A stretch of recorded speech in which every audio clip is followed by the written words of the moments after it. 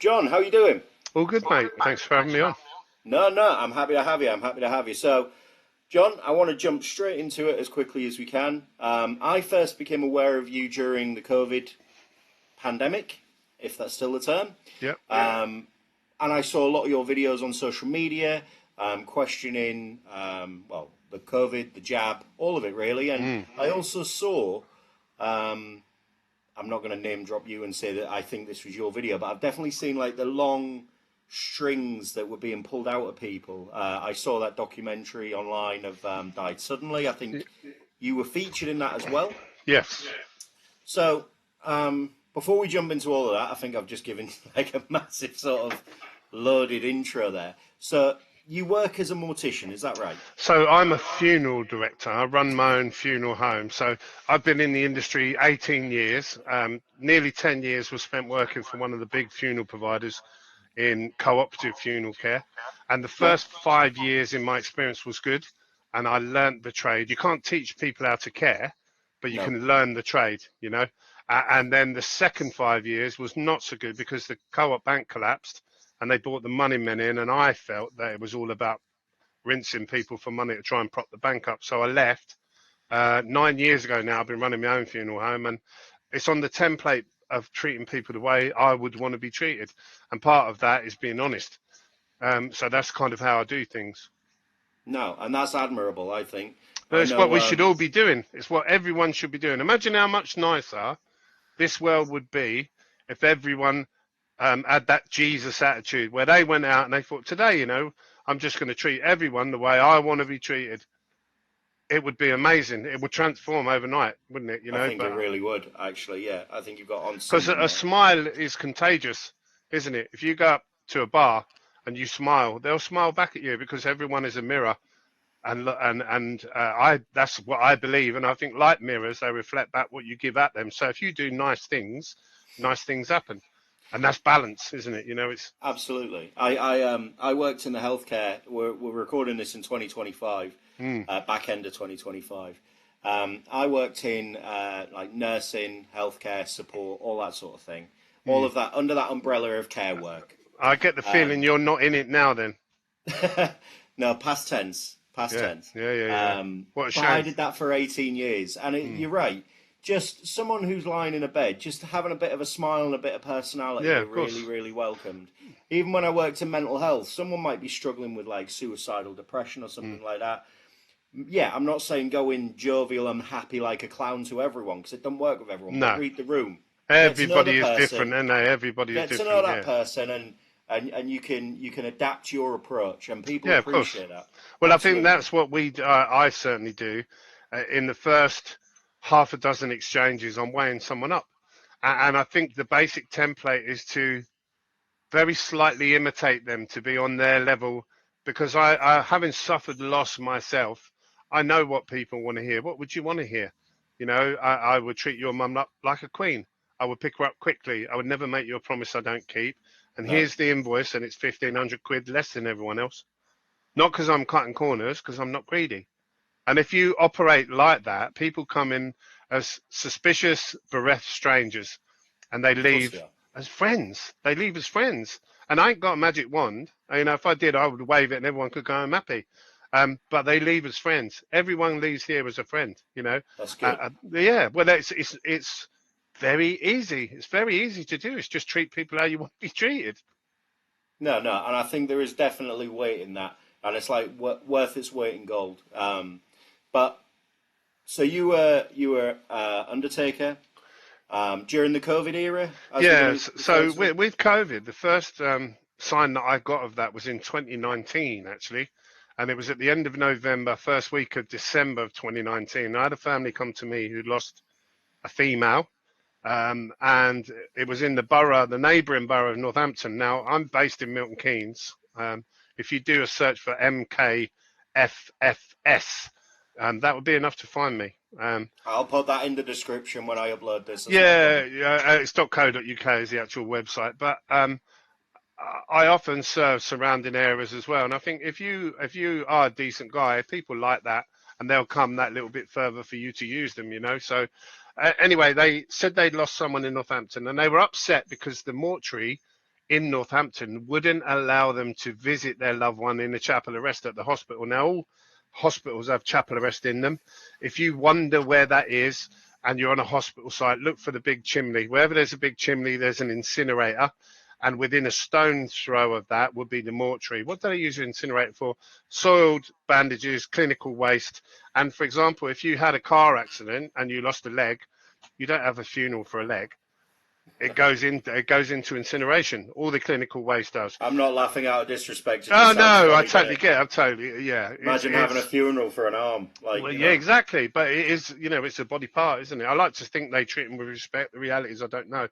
Um, but that's kind of the layout of a hospital. So I said, don't worry, I'll go and pick your loved one up quickly, and I always do, because the quicker you pick people up, the better condition they're in. The better condition they're in, it's pleasant for everyone then, isn't it?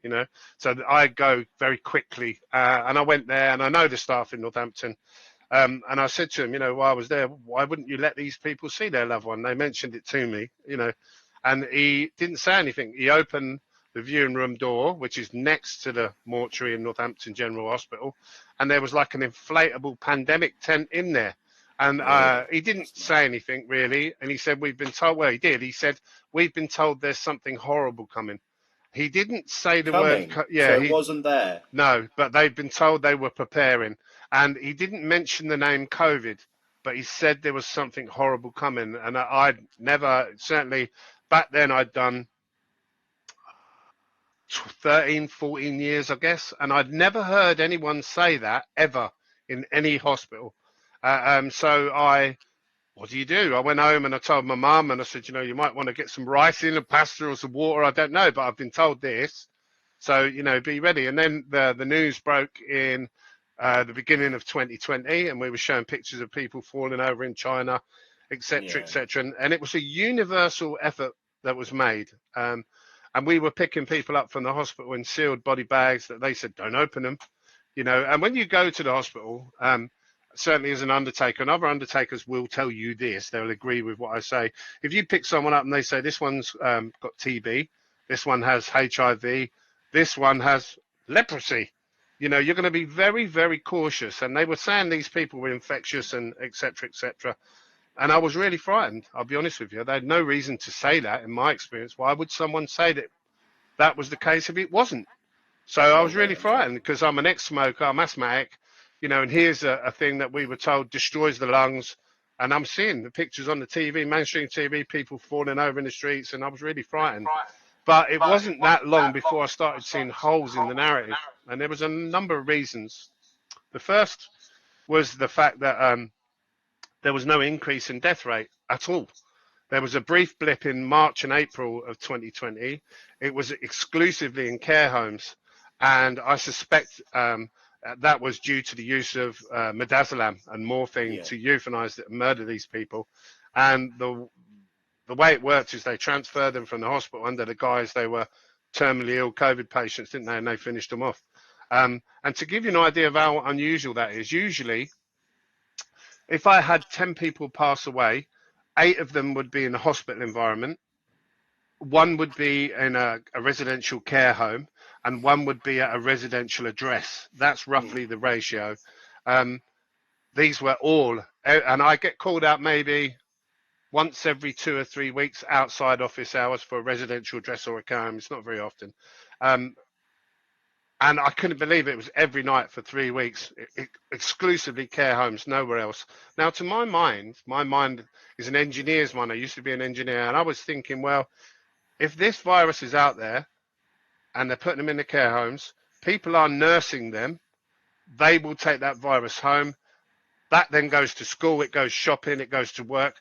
It would be everywhere. It Yeah, wouldn't of be course it would. exclusively care homes. And then all the people that were coming in who said, oh, I lost my mum to COVID. Okay. Nobody went into hospital with COVID. They went in No. with a water infection. They went in with a kidney infection. They went in with a, UTI or a chest infection. And then they spam tested them non-stop until they got a positive result on 47 cycles on a PCR test, when everything over 27 is a false positive. Then they would start treating them for COVID. Now, what did that treatment involve? There were things suggested like ivermectin and hydrochloroquine and other It stuff. was And shut down really yeah, it early was on, shut though, down wasn't it? really early on. And the only antiviral they would use is a drug called remdesivir.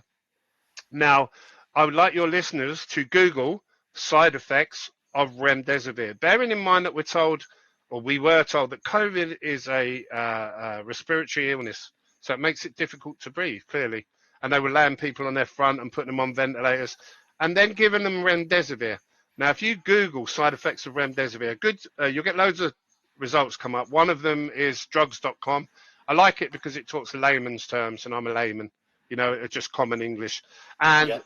amongst the common side effects are wheeziness, tight chest, difficulty breathing, kidney function, liver function. We're like, why would you give that to someone who's allegedly struggling to breathe and on a ventilator anyway? That makes no clinical sense to me whatsoever, but that's Just what they add did. symptoms. They were generating COVID deaths, and they monetized it. So they got paid a large sum of money every time COVID went on a death certificate. There were families coming to me saying that they'd been offered money towards the funeral if they let them put COVID on the death certificate. So there was that. And then there was the fact that I was washing and dressing people all the way through COVID and never once fell ill. Not once. And I never wore a mask because I just can't work in a mask. And the reason for that was I had people coming to me who had lost their mum over a Zoom call or in a hazmat suit.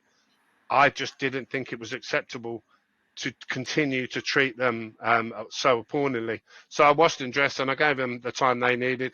Nobody fell over. Nobody. I never Oh, fell over. amazing. And that went on throughout 2020.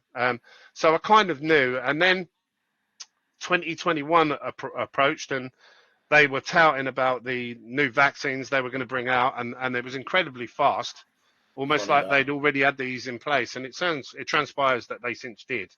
Um, People took these jabs and they fell over straight away. And the reason that they blew it with me and I saw through the lie was very simple. It was down to the demographic of the ages. Now, if you cast your mind back, they started rolling the jabs out here on this January the 6th, 2021. And the way it worked was this. They kept moving the goalposts, and this was a big mistake on their part. So they started with the over 80s. They said only the most vulnerable, those in care homes, and then okay. And then That's they right. went, oh, the over 70s now, and then the over 60s. And over a number of weeks, they went 40s, 30s, 20s, and they moved the goalposts until they got all of the people that they could. Well, as they were doing that, at that time, that was who was dying exclusively. So they had loads of 60-year-olds in for those 2 or 3 weeks. Then as they went to the over 50s, have a guess who came through the door? All the over 50s, all the over 40s. Yeah. And it was a clear pattern, and my mortuary book tells the tale. It's undeniable. So I kind of knew then what was going on. Now, I'd been very vocal, really, since about halfway through 2020, that they were lying about COVID deaths and the number of them, and they'd monetized it. And this is why we're seeing TikTok dances. Now, call me a cynic, but during a deadly pandemic where people are dying en masse in the most appalling conditions, we were told, I see no valid reason for a large number of nurses to do a well choreographed TikTok dance. That to me is clearly very fucking satanic. That's not normal. And I'm no soothsayer and I can't look back through history, but if you think about the bubonic plague, I'm pretty sure they weren't dancing in the streets. No, no, It that was, was very, very questionable.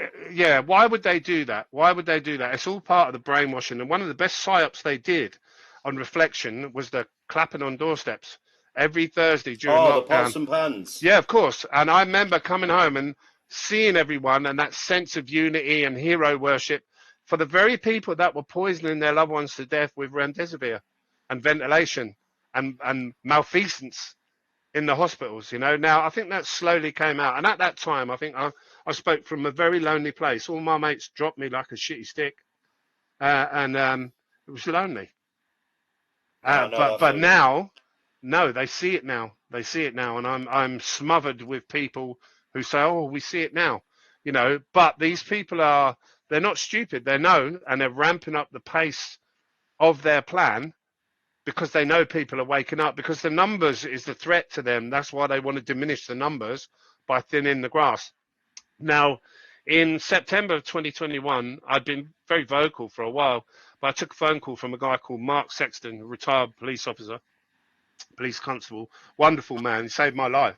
And I was invited to attend a meeting in Westminster in a place called Birdcage Walk. It was Boardroom 1. I'd never been anywhere like that before. It was very opulent. You know, the table was kind of like that thick. Solid oak. I'd never sat at anything like that. You know, I'm just from a council house originally as a kid. Um, and at present at that meeting were about 18 people, and they consisted of the following: Professor Dolores Cahill, Dr. Tess Laurie, Dr. Sam White, Dr. Stephen Frost, the wonderful late lawyer Anna de Bisray, God bless her soul. Philip Hyland, the lawyer, as I've said, Mark Sexton. There was a lady who was a homeopathic expert called Diana. I can't remember her surname.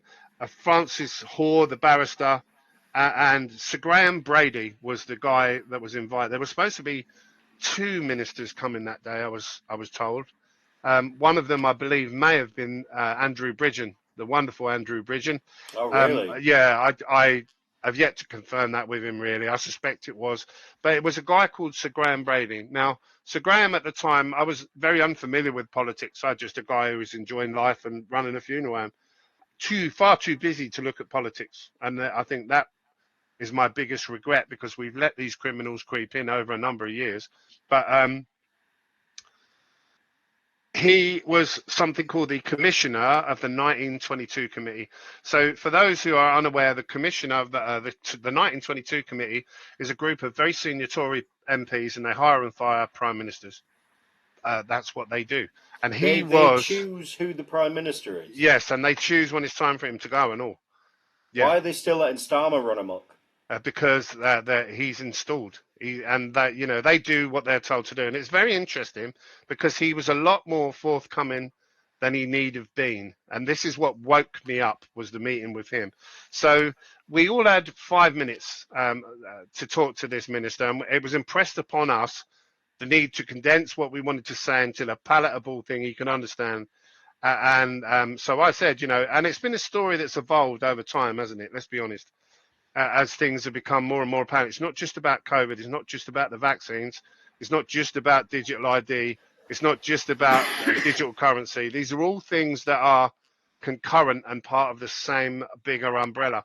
And I wasn't aware of that at that time. But I said to him, you know, and I actually spoke first at the meeting. I said they faked COVID deaths, and the moment needles went in arms, people fell over. That's what I knew as an undertaker.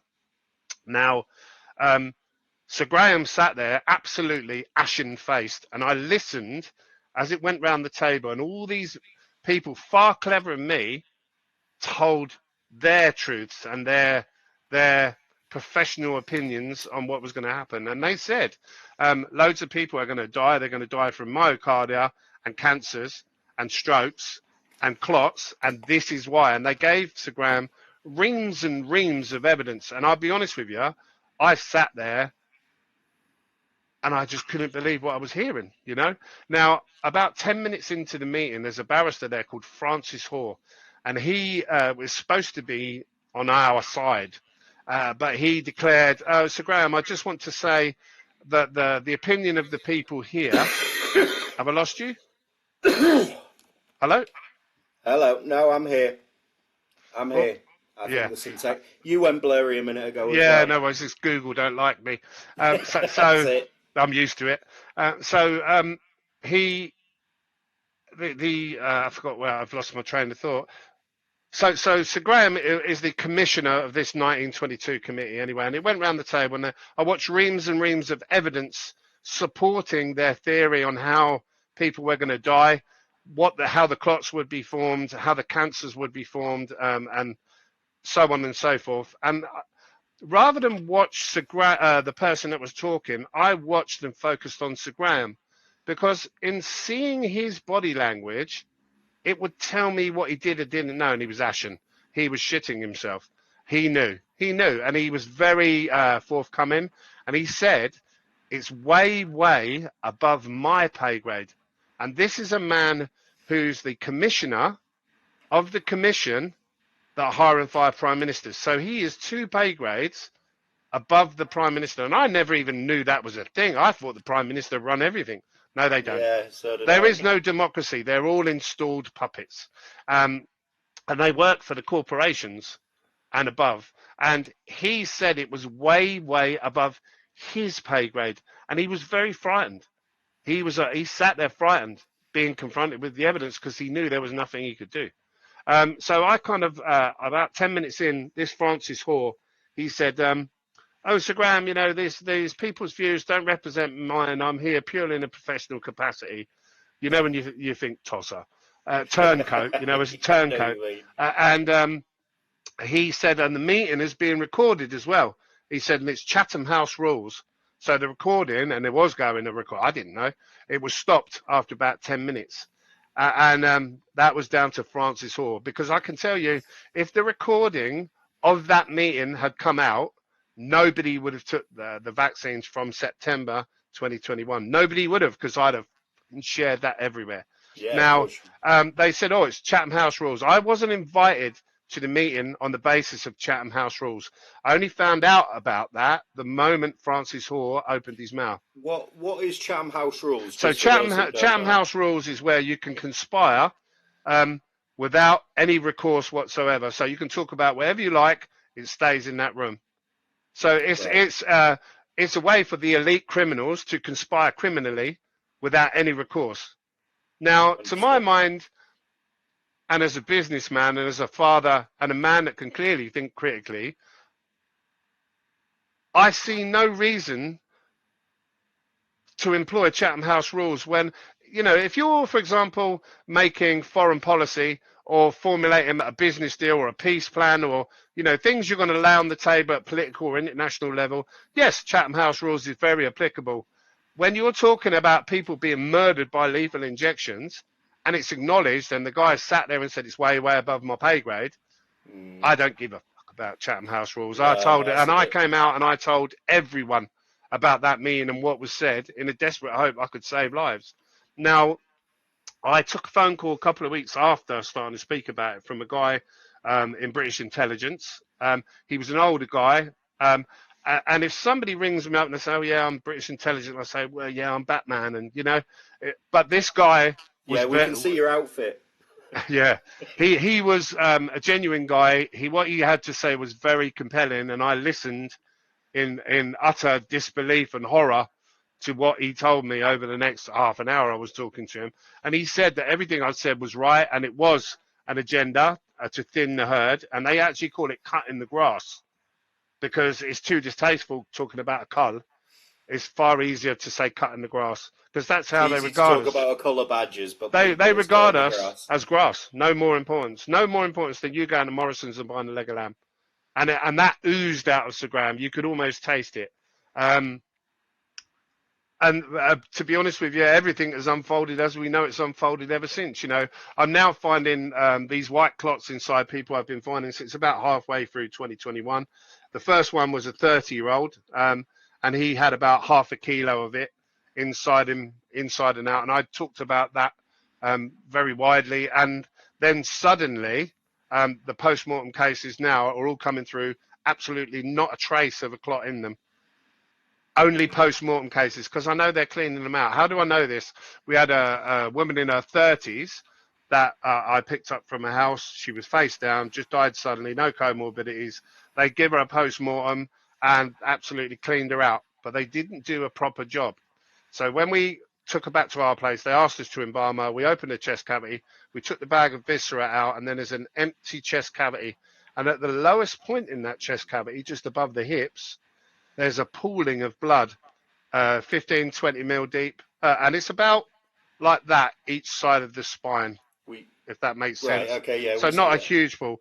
When my embalmer went in and sucked that blood out, there's a huge white lump of clot sitting in the base of her chest cavity. And it was the perfect cast of an artery, and it was not in an artery. It had been dropped in the cavity, but concealed by the pool of blood. So somebody's cleaned this out of this girl and discarding it, and then accidentally dropped a lump back in the cavity, but not seen it because it's under the blood, and put the bag in and sewn them up. And I know. And that has happened from everywhere out of town as well, that we've picked someone up. They're cleaning them all out now, totally, to hide it. Now, straight cases is where I'm finding these white clots. How am I finding them? When I embalm a straight case, I make a nick in the artery and I pump formaldehyde around the body, and it's pink in color. So when the fingertips go pink, I know I've done that arm. And when Yeah, this, yeah, yeah. yeah. Makes sense. So if you picture the scene, when you then feel you've embalmed someone fully, that the arteries, the circulatory system is very elastic, as we know. It has to expand when you're exerting yourself, and it contracts when you're not. That's just biology. Yeah, Now, yeah, yeah. when you take that pump out, you get a couple of seconds of back pressure as it equalizes, like a balloon deflating, for want of a better word, and they spit these clots out all over the place. And this is an example of these. I've got endless examples uh, um, of these And these clots. are in people. They're in their arteries and in their veins. Yeah, predominantly the arteries, because that's where we're putting the embalming pump, and it spits it out on the table. Now, I reported that to my local coroner in an email. I knew what was happening by then. I knew what was happening, but I wanted a paper trail, so I emailed the coroner. Didn't get a response, but took a phone call 4 days later from a girl in the office. She said she'd spoke to the pathologist and not to worry, it was a normal thing. And sometimes people, when they die, this grows inside their arteries. So When you're dead, nothing yeah, it's just grows. complete fabrication. I worked for the coroner for 7 years on body recovery. I've picked pieces up out the road. I might not know the Latin name for every nerve and fiber, but I know what's normal pathology and what isn't. And this isn't normal pathology. I've No, got a BIE registered embalmer who works for me full time. He's done 25 years. He's never seen this before in 25 years. He that's said, manic. and I regularly attend Zoom meetings with a dozen embalmers in it who all say the same thing. I've had even funeral directors tap me on the shoulder at a local crematorium and say to me, "Well done for speaking out. You know, it needed to be said." And I kind of, okay, what about you saying something then? And they look at the Mm. floor and, well, it's difficult, isn't it? You know, and that's where we are, where people are, we're all slave to the money lender, aren't we? Um, these people are more bothered about their direct debits than your life. They will turn the other eye. They'll do your funeral and they'll take 4 grand, 5 grand off your missus. They won't tell your missus about the white clots that you're full of as a result of getting these poisons. Well, And I, that I happens constantly. They all know. They all know. I'm quite fortunate. So I spent 18 years working in healthcare, nursing support, that sort of thing. Mm, And when COVID hit, I was working on a hospital ward. mm. And I was, like a lot of people, I bought into it. But like you said earlier, there was a scene on BBC News. I remember it clearly. I really do. I come downstairs having a cup of coffee with my wife. And we were watching the news. Kids were really young back then, not like they are now. And it was like this panning across of a city in China or somewhere in China, and you maybe had 10 people around this particular scene, if you will, and one of them just randomly dropped dead, allegedly dropped dead. And I Yeah, remember, no, that's like some. I remember saying to my wife, no, that's like some out of a bad movie. yeah, I was like, that reminds me of that bit in Shaun of the Dead, and I've said this to other people, where he's on the bus and someone drops dead at the bus stop. It's like really bad acting. mm, And she's like, well, I'm not sure, I'm not sure. yeah, Well, fast forward, as things progressed through that, I became increasingly more and more sort of suspicious of the push. yeah. Of course. And it ended up me and one other person. I can't name drop, obviously. Yes. But there was me and one other person on our ward who didn't have the jab. Yeah. And we waited until that sort of 11th hour minute. Are they going to U-turn on it and Yeah. Of sack us? course.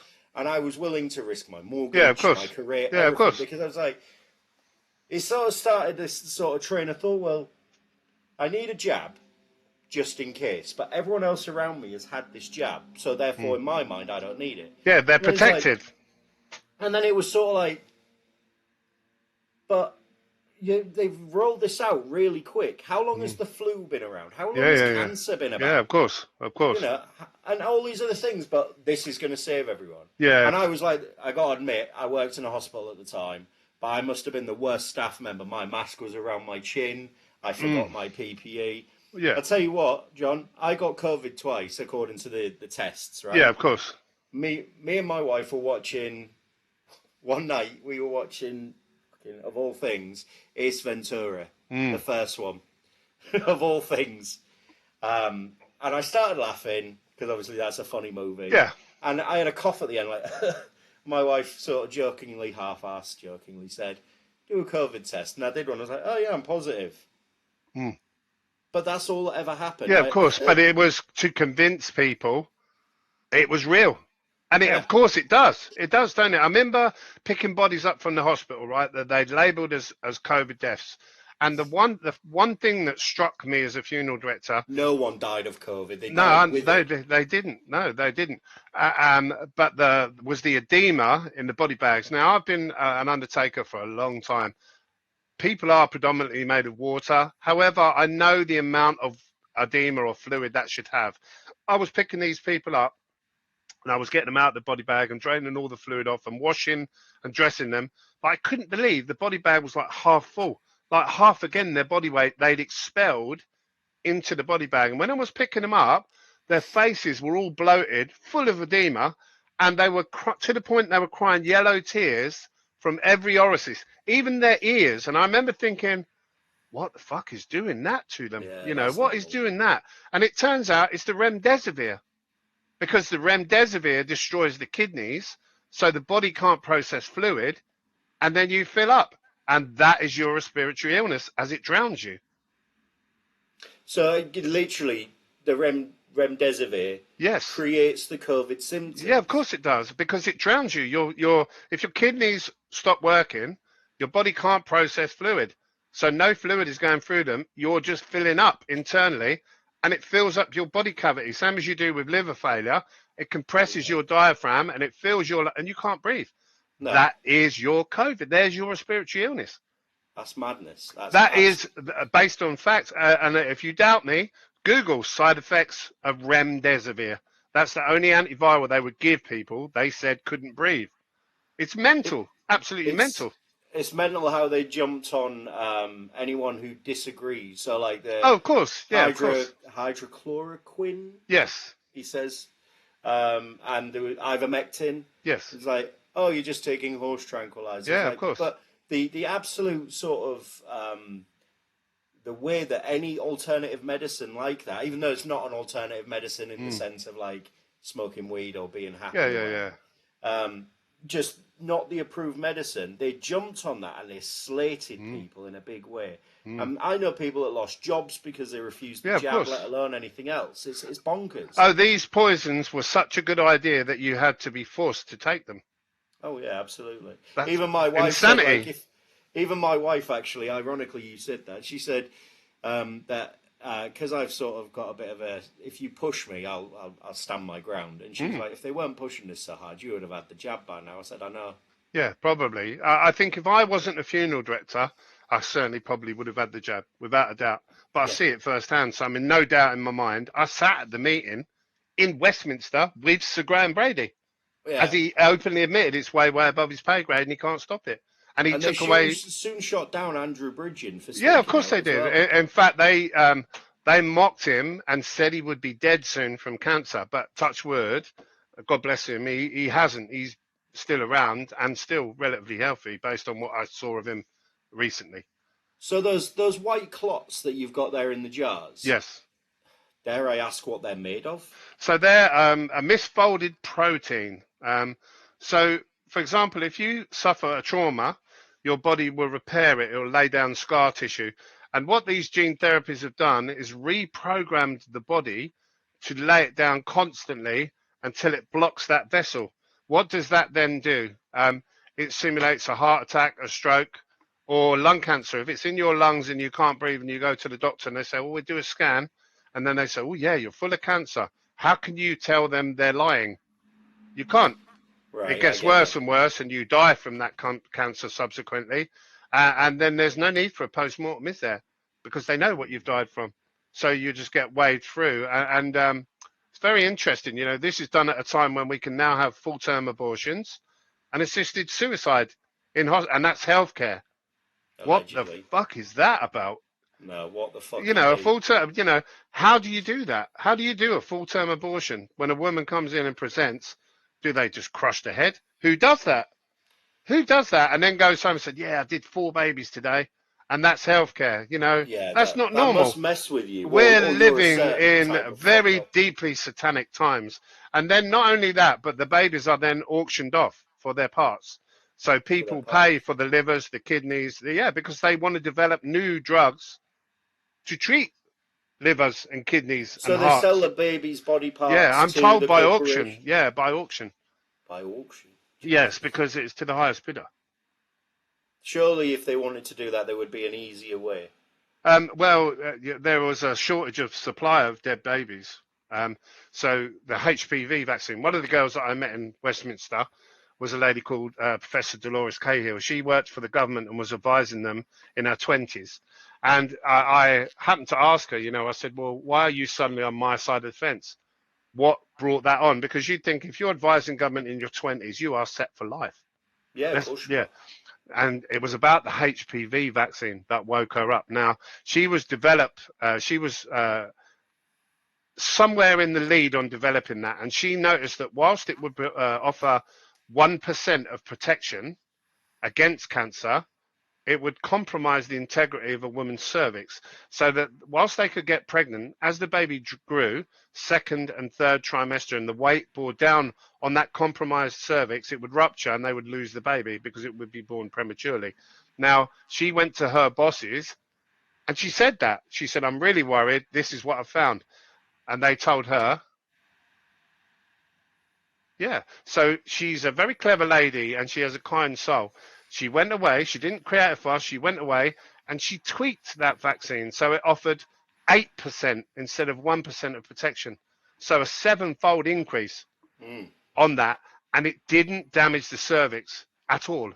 And then she went back to her bosses, not with a problem, because bosses don't like problems today. They want No. solutions. She went back with a solution and they fucked her straight off. There and then, clear your desk, you're out. Why is this being pushed? Why are they trying to get rid of us all? So I believe it's they're fulfilling their ancient prophecy, and they believe that the meek will inherit the earth. Who are the meek? The meek are the people who get other people to do stuff for them for money. And it's quite funny because you read a lot of it in the Bible, and I've never been deeply religious. I would urge all of your readers who wonder what's going to happen next to look at Revelation, to read it, to process it, and to understand it. And it's all there. It even mentions pharmakia, being sorcery and poisoning men, killing people. It's all there. So I believe these people are following ancient prophecy under the sociopathic belief that they are going to inherit the earth. How are they going to do that? They're going to kill off everyone who isn't one of them. They use useful idiots to do that. And these useful idiots will be doing that for a number of reasons. One is, of course, is money. Yeah. Number two is, of course, pedophilia, because they would invite them to places like Epstein Island. And let's face it, we all love a lovely holiday, don't we? And if I'd have said to my wife, pre-2020, I've been invited to Epstein Island, who wouldn't go? It's a luxury resort, a private jet laid on, and then they get there, they ply them with drink and drugs, throw them in bed with a couple of 14-year-old hookers, and then they've got them. They'll do whatever they're told to do because they've documented that. And if you doubt me, look at people like Boris Johnson, right? Boris Johnson is a man who's fathered at least 8 kids by several different women that we are aware of. He has the morals of an alley cat. Would it be difficult to compromise him in That's a such a very, setting? very, Mate, very polite do you know what? That's what and I believe that Epstein Island was a Mossad thing. It was to compromise people and get leverage over them. And people are compromised. Men, especially, they're weak. Morally, they're weak. They're easily corrupted with money and they're easily corrupted with young girls. And I know because I've been a man for 57 years, you know. And I believe that's what's happened. And this has crept in over a number of years. until they feel they've got all the people in place. And a very interesting document I would urge people to have a look at is so we've got the COVID inquiry. It's farcical. It's a joke. I wrote to Baroness Hallett here. She wouldn't even fucking speak to me. Nobody knows better than an undertaker and undertaker's take. Um, they're not interested. It's just to be seen to have a process. Now, they've got the same process in America. It was done by the US Oversight Committee. And you can Google US Oversight Committee COVID document. It's 520 pages, I think, 500 and something pages. And in it, it's totally transparent. But people don't want to read. They want to be told. And they're not going to tell them what's in it. You have to read it for yourself. And it openly admits that COVID was actually organized by DARPA, the military. And it was commissioned to be developed in Wuhan because they have no gain of function laws there. What is gain of function? If I take the common cold and I make it much easier to catch and much more deadly, that's gain of function. It's gaining function. Yeah. And it was financed by the CCP, the Chinese Communist Party. And that's openly there to read in the documents from the US Oversight Committee. Well, it is if you don't know about it, but people don't want to read. They want to be told. They want to watch Good Morning Britain. They want to watch Starmer, and Muppets on the Tell Live Vision. Tell them what to do and where to, and that's unfortunately now what's on. And you know what? Even if they all find out, it's going to make no difference. Their days are numbered. They've got SV40 in them and other toxins. They're in trouble. It's just a mad sort of way. It really is. And to give you an idea, I put out an appeal a couple of years ago now for medical professionals to get in touch. And I've got over 100 nurses, details, and doctors. I could scroll through on my phone now. I would never compromise them. No, of course. But who have openly admitted to me. I've had hospice nurses reach out to me and say they're seeing unprecedented levels of really unusual cancers. Like glioblastoma, for example, in the under 40s now is rife. What have they all got in common? They've all been jabbed, and it's not cancer. Because when I get them in, they spew this crap all out, all over the table. So they'll be full. And if you think about it logically, if I open up 10 people, and you'll be able to grasp this better than most because you are from the healthcare sector. We all have a basic arterial system in us. We have ephemeral arteries, radial arteries, carotid arteries, and aorta, whatever. They're all different sizes. Yeah. Some people, I open them up and they've got an artery like that. It's like, we call these cow arteries because they're massive in diameter, And then other people have got, and it's just the size of a Boileau pen, and everything in between. There's a broad spectrum. Now, bear this in mind, if you had 10 kids all born on the same day and you fed them the same diet and the same environment, they would all develop and grow at different rates biologically, because that's the way it works. Yeah. Now, so if you are born and you grow this white stuff inside you quickly, and you have the biro pen, the narrow arteries, you are going to fall over first, because your arteries are going to fill up first. Yeah, and what they're doing is they're reprogramming the body to do this. Now, I've kept a spreadsheet for about 8 months with everyone. I'm just going to bring that spreadsheet up. I won't share the screen because there is details on there. I wouldn't share. But to give you an idea, predominantly males suffer this. Around 70% of them are males.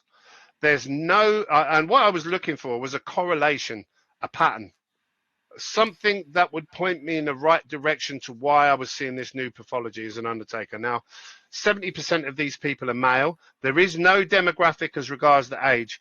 They're all random ages. The only thing these 60 odd people have got in common is they all took these COVID jabs and flu jabs as well. So it's undeniable. I know I've got the physical evidence. And what's more alarming is the fact that when you then try and reach out to people who are supposed to be there to protect you, they're not interested. They don't want to talk about it. I've been picking people up. For example, they've abolished cremation paperwork now. That was brought in after the Harold Shipman case. He was the GP that was killing people with morphine injections. So they brought this in as a safety thing. That's been waived. That's gone now. There are no checks with doctors now. So I started picking up, there are two types of death, right? You've got sudden death and you've got an expected death. Whereas a sudden death, that needs to be looked at. That needs to be ascertained to the cause of death. So the coroner's crew are called in. Who are the coroner's crew? They're usually the biggest funeral director in the area that coroner operates in, because there are quite a lot of deaths, especially now. There's loads of coroner's deaths. Now, if there was a sudden surge in coroner's referrals, it would be due to a surge in sudden deaths. That would raise the alarm, because the clue is in the numbers. So how do they get around that? So the last 6 months, I keep getting phone calls for residential addresses. And I go to those residential addresses expecting to find a terminally ill cancer patient. And I don't. I find someone in their 30s, their 40s, or their 50s who's just killed over and died. And the coroner's not even being referred. Why are they not being referred? I fired out an email to the coroner, right? Why am I keep going to these houses for the people that you should be picking up? Oh, there was a new government directive ushered in last September of 2024, and it was done so quietly that as a funeral director, I wasn't even told. And that directive is as follows. Rather than refer all of these cases for a post-mortem, they're leaving it now to the discretion of the attending police officer as to whether that's referred to. Now, call me a cynic, but I've yet to meet a police officer with a CT scan vision and a doctorate in pathology to be qualified to make that call. And again, I'm picking up people in their 30s that have died on their living room floor for no apparent reason. I cannot imagine anyone who warrants a post-mortem more than a person in their 30s who's just died suddenly. That could be a murder, that could be foul play, that could be malfit. No, they're just waving them through. And this is what's happening now. So there's no cremation paperwork. They're just waving them through. And not everyone is seen by the coroner. And when they are, they clean these clots out and then they release them to us. So I'm finding around 35% of the non-post-mortem deceased are full of these white clots now. It's a regular thing. My embalmer constantly, oh, we've got another one. And what number? And I put it on the spreadsheet because there's nowhere to go with it. Nobody is listening. Nobody even wants to have a look to see if I'm wrong. And it correlates perfectly well. That's where these people are in up to there now. They're in up to there. And how long do you, and I kind of get it, because how long do you keep a secret before you are complicit in the crime? And they've kept this secret for 4 years. 4 years they've not said anything. So they're in up to there now as well. And they'll be reminded regularly, oh, well, you're in there and all, you know, resilience. We've got to show resilience. That's the buzzword, I'm told, for them. For these Satanists is resilience. It is what it is, isn't it? You know, and we're all born with a moral compass and free will. So our moral compass tells us all what is right and wrong. And then free will decides what way you want to go with that, don't it? So if somebody says, I've killed someone, help me bury a body, and there's 10 grand in it for you, what does your moral compass say? Well, it's done now, and 10 grand's a lot of money. You know, and that's where we are with these people. They've been compromised on places like Epstein Island, and they've been bought. Some are inherently evil. Some are part of mad occultists that I don't doubt are thriving on killing people. But that's what we've got, and it's consistent pattern up and down the country. They all know what they've done. They all know what they've done, and I know that's why they won't face me. You know, I invite any of these coroners, come and talk to me about it then openly, and you can do the podcast. None of them, none of them will. I will not get anyone a response because I've sat there with Graham Brady in Westminster. I knew what was going to happen. I told everyone what was going to happen. So it is what it is. It is what it is. But what we need is revolution, and the masses need to wake up. We need numbers. So once you understand that, you understand the only way out is to tell people so that they see it, and then they demand answers as well. And if we can get enough people, there's nothing they can do. But they're busy trying to kill us off quicker than we can wake people up, is the reality. And this is being done as they're importing thousands of young men a week of fighting age and plonking them all around the country. You know, how can people not see there is something very, very wrong and then not want to know more? But they don't. I think there's a cognitive dissonance, a willful blindness. And of course, now we're sitting in a population where many of them are sick and dying.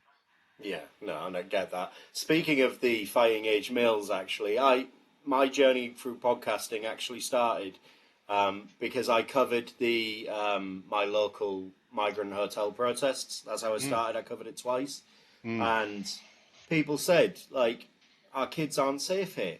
mm. And I did some research. I'm a bit of a history buff. I do read a lot, and it was very akin to the Roman. The Romans used to take people from the edge of the empire, put them in really nice barracks, give them a wage, and they were there when Rome needed them. That's right. Mercenaries, yeah. Yeah, yeah. Yeah. Now, I did a piece on my Substack for anyone that wants to read it, but I sort of show how this might be something similar. We've gone Mm, from the edge of like the West. mm, We've brought in these people. mm, Yeah, they're not barracks, but hotels are mm. essentially you got your food and your lodgings. Yeah, well, they It's are a housing them barracks, in army barracks and air bases, and and now while this as our well. own veterans sleep rough. And this now as well. Yeah. They're being paid money, and whatever they do in the local Mm, area, when you try and report, it's like, well, what? Are you a mm. racist? It's Yeah, gone from of they're course. here for Rome to you're a racist, and Communist I see that 101, isn't sort of it? Yeah. correlation. Yeah, Yes, of course. And but I think people are now beginning to see it. In fact, I've spoken to many men from the military.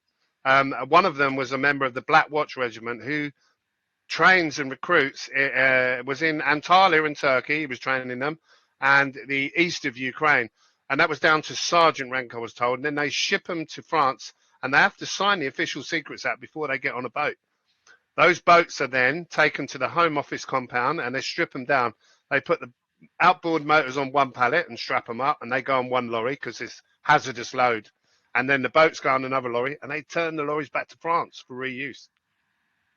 I did see something about the boats being reused. Yeah, Yeah, so the footage that Andrew Bridgen gave out, um, I received 3 years ago.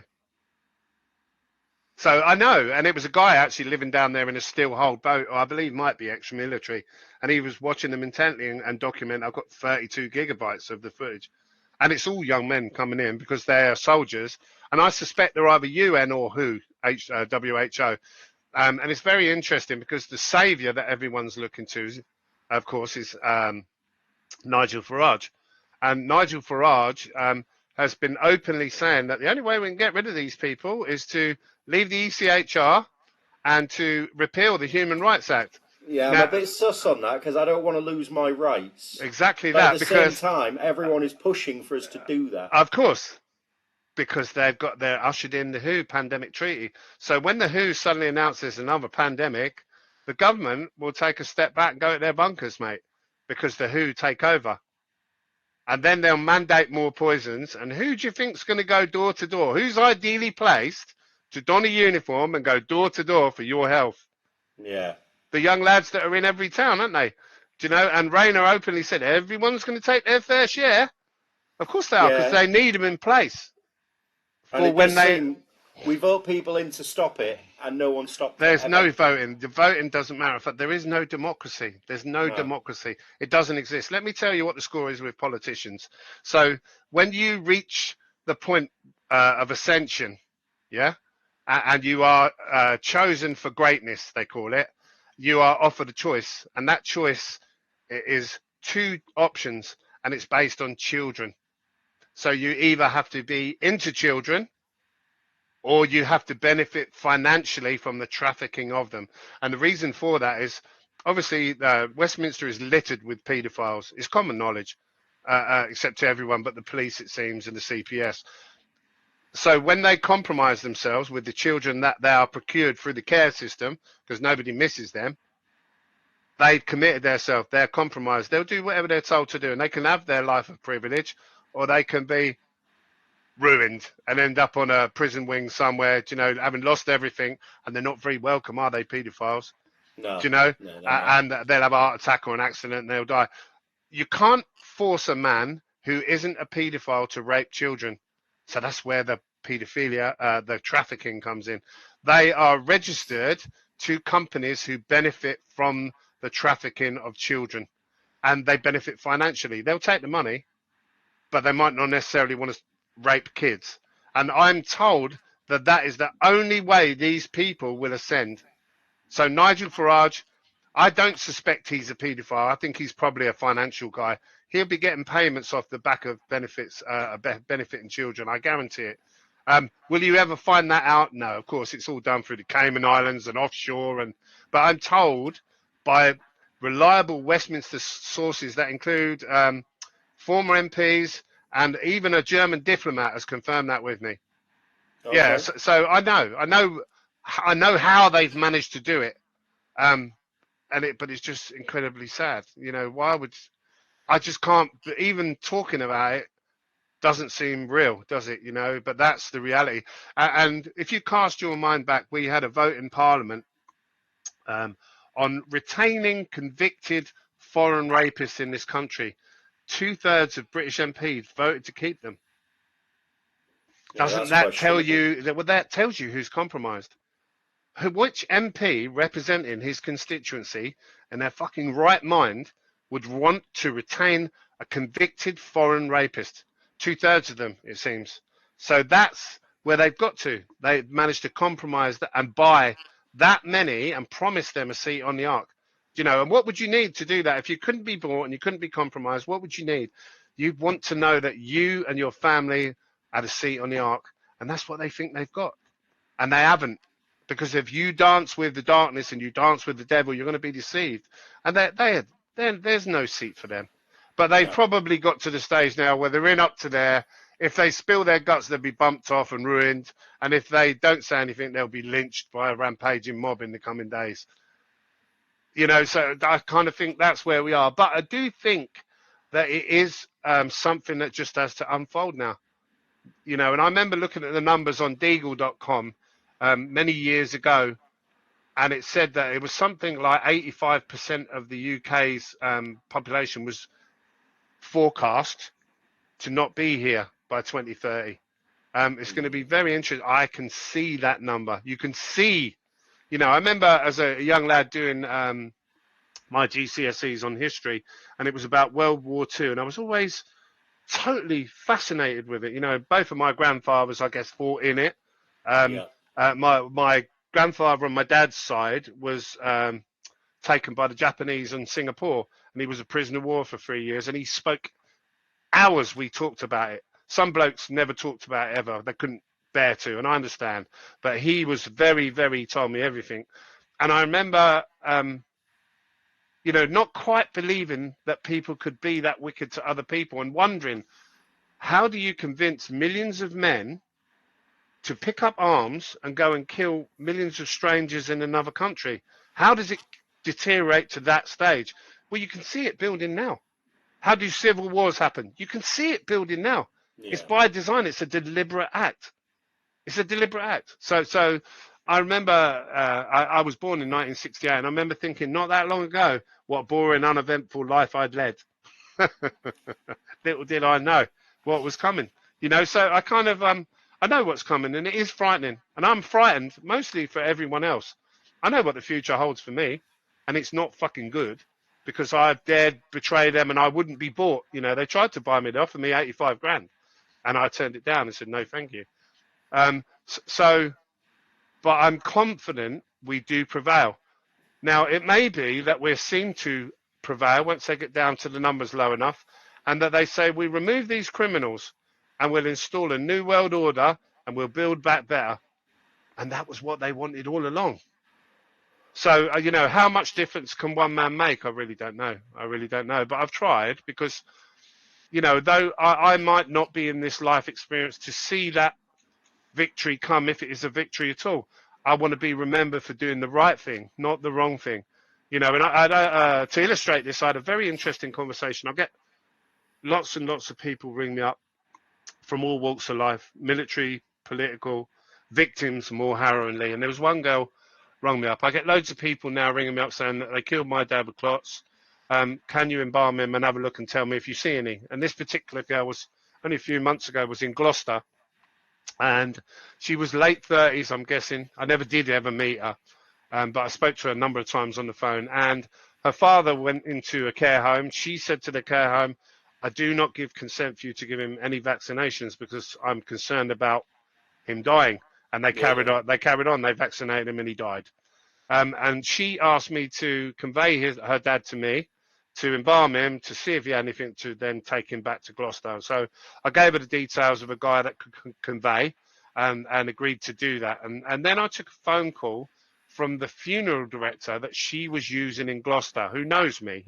He knew of me because he fucking knows what's going on, Yeah, you know. of course. And had a very interesting conversation with him. So the conversation went as follows. Now, it transpired that she actually went to school with the guy running the funeral home. So she'd known him since they were classmates for 20 years. She knew him really well.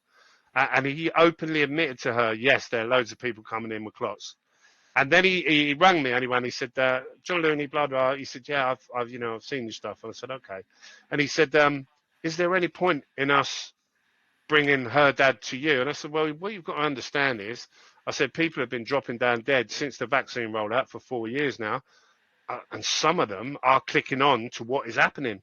So, of course, you're going to get more and more and more people who want to know the truth. And he said, yeah. Of course. And he said, yeah, I suppose so, yeah. And I said, oh. And I had him by the bollocks then. And I said to him, well, if you know, why have you not said anything? Because I haven't seen an Undertaker from Gloucester on YouTube shouting like I've been shouting. Why have you not said anything? Oh, well, it's difficult, isn't it? He said, it's difficult. Like you said earlier, worried about their direct debits. Yeah, but when I said to him, I said, how is it difficult warning people of a new pathology that you're seeing inside the dead? You haven't done anything wrong. You're raising the alarm. Why would you not want to do that? And he just went quiet. And I said, the trouble is now, you've dug yourself a hole. Because the funeral director in Gloucester, this man will be highly respected in his area. So as the truth finally comes out, what do you think the local population in his area are going to think of him when he said fuck all? He's dug himself, he's in up to there now, and he don't know what to do. You know, if I say something now I've kept a secret for 4 years and I'm an arsehole, if I don't say anything, I'm going to get caught out eventually. You know, it's, yeah, so and that is the situation I think that we find most of these funeral directors in, where they'll, for example, the Masonic Order actively target funeral directors. And how do I know this? Because I was targeted 8 years ago. So I was a funeral director for nearly 10 years for the co-op. Never in that 10 years did I once get approached by any lodge to join the Masonic Order. Not once. When I opened my funeral home up 9 years ago, within 6 weeks, they were knocking at the door, begging me to go and join the lodge. And then they were rushing me through the degrees. Why were they doing that? Why? Because they knew what was coming, and they need all the undertakers on board. That's why you're seeing not undertakers. And there are lodges devoted to funeral directors. There are lodges full of just funeral directors because they target them. And they've taken vows of silence and they will not talk.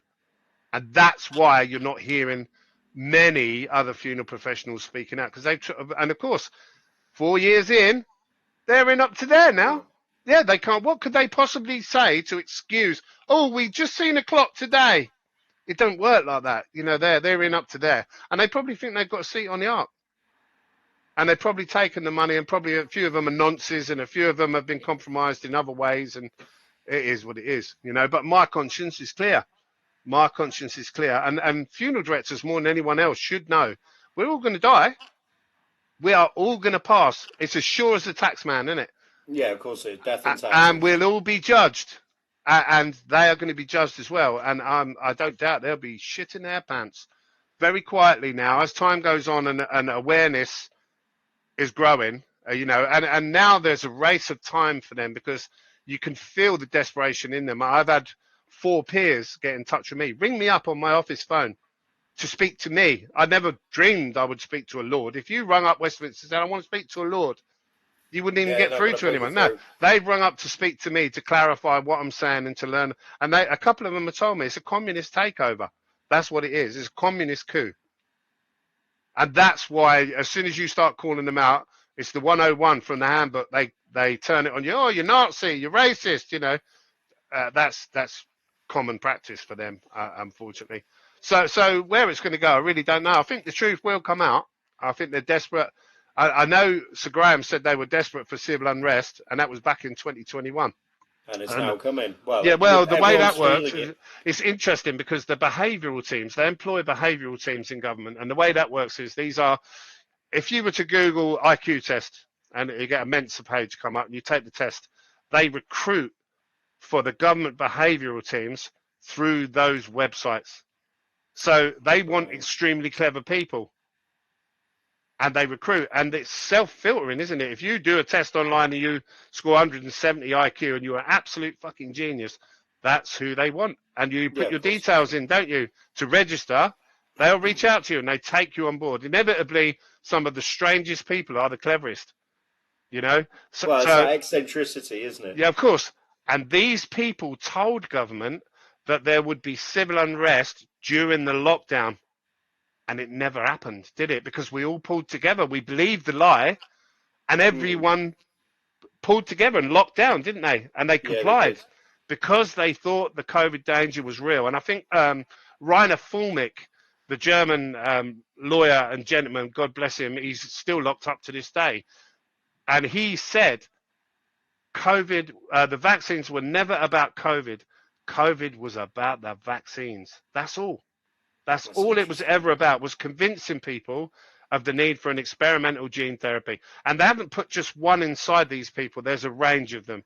Because if you had everyone suddenly falling over in record numbers of cancers and record numbers of heart attacks only, it'd be easy to point the finger. So they've given people all number of different ailments, from paralysis to Bell's palsy to shingles to, that's, it's a biblical crime. It's a biblical crime. Hmm. Does seem like it. It really is. I know it is because I've sat there at the table and I've heard it firsthand. And he said they're desperate, they crave civil unrest. Because without civil unrest, they can't bring in the emergency measures. Ah, and then stamp on you even harder. Exactly that. So that is what they're pushing for. When you see two-tier justice, two-tier legal system, They're essentially poking the bear. they're bear baiting. It's constant, non-stop bear baiting. You can see it on social media. All of the racist posts that are constantly coming out to fire people up, the flag campaign, it's all bullshit. They need civil unrest. And there will be a small minority that bite for that. And that will be enough to get them the civil unrest they need to come in with emergency measures. But I think they're waiting for all the planets to align, aren't they? So they're waiting till the technology is all in place and the legislation is all in place. And it's very subtle. They wave these things through Parliament very quietly on a Sunday evening, these different bits of legislation. Tony Blair did it with the 2004 Act on emergency measures. You can look into that and you can see it and you can find it. It's there. But I think what we're going to see is they're going to announce another pandemic. They're going to wave in the WHO pandemic treaty, and then things will get very dystopian very quickly. Trust me. Yeah, it does seem like that's Oh, the it's path that we're definitely going to going down. happen. It's definitely, because they're in up to there now. They've got nothing to lose. And Graham Brady, so Graham actually openly admitted these people won't give up power easily. They're No. going to hang on to it. There'll be a lot of deaths. There already have been. But Yeah, because of there's course. no bullets flying everywhere, people can't see that there's a war going on. There very much is, believe you me. And I can say it smiling because I've had 5 years to get my head around it and accept it. But I worry very much for those that are not, or that are just going to go through that. The mental health has gone through the roof. Suicides have gone through the roof. And I Yeah. suspect many of those are people who realise what is going on and they just give up the ghost. Yeah, the You penny know, drops and they don't yeah, know how to cope. penny dropped, financially ruined, split up with their missus, because the divorce rate's gone through the roof. Yeah. Yeah, it is what it is. It's John, you've destruction of the given cattle. you've given me, Christ, I used to love a good conspiracy, but you've given me even a lot to think about, Mm. as well as my viewers and listeners. Um, just to wrap up, where can people follow your work? Are So you still going to stay I'm, around on yeah. I social mean, media? Are you? to be honest with you, it's never been about me, and I know I've been to meetings of loads, hundreds of influencers. Some of them are real big personalities. Some of them do it for a living. They take speakers' fees, and I can't even accept petrol money when I've been and talked to someone. Um, it's never been about me. It's not about. I can't wait for it to all be over and just go back to being me. To be honest with you, so I'm the most reluctant social media star you'll ever. It's not about me. No. It's about what's going on, and you can go on Telegram and put John O'Looney in, and you'll find my channel. It used to be called Oasis Fidelis, but we renamed it because people were struggling to find it, you know. And I'm easy to find. I hate having my name in lights as as anything really. It's not, like I say, it's not about me. And obviously on Twitter, I have a presence on Facebook. It's really heavily shadow banned, as Zuckerberg openly admitted. It's Right. how that man is not in prison. How can he not be in prison? His actions have cost thousands of lives, suppressing No, truth. I get that. And where he openly apologized, and I said outside, but he's not been nicked, has he? No, of course he hasn't. It's When you've fucking got that insane. amount of money, I don't think you know what prison is. To be honest with you, in a land full of guns, I can't believe some of these people are still walking about. Because if I'd lost my wife or my family through these poisons, I would have nothing left to live for, and I would just go bop bop bop bop, and I would nail them. I would and all, because they know what they've done. People like Bill Gates, people like Anthony Fauci. How is he still walking about as a free man? And it beggars belief, but it is what it is. And I think I know when I spoke to RFK Jr. a few years ago, I spoke to him for about 90 minutes and went into great detail, and he knows the score on the vaccines. Everything he said is good. Is he a man of his word? I think he is. I think he's a force for good. But I kind of think there's a certain way they have to play it politically to expose these people to get them out. And let's face it, if everyone was told tomorrow, what would be the outcome? Anarchy. Yeah, of course it would be. There would be anarchy. There would be no justice. It would just be everyone on the rampage, wouldn't it? So there's a Societal way that they collapse. have to do it. And I've been told that they're expecting some sort of disclosure in October. Now, we're only a couple of weeks left of October, so I'm interested to see if that transpires. That does come from someone who is in the political sphere. So Yeah, we'll see, won't we? And it's going to come of from course it will. America, and they probably won't even report it here in Europe and the UK. No, so it's best to keep an eye on those US media channels as Yeah, well. yeah, just to see what's said. But how will it affect the outcomes here? I think it can only ever end one way. It's going to be a large-scale civil unrest and a lot of death and misery. And nobody wants to be wrong more than me, but I can't see it going any other way now. And they're actively nudging it over the line, aren't they? So we'll Yeah, of see. course they We'll are. see. It is what it is. John, thank you for your time this evening. You're most welcome. You You take take care. care.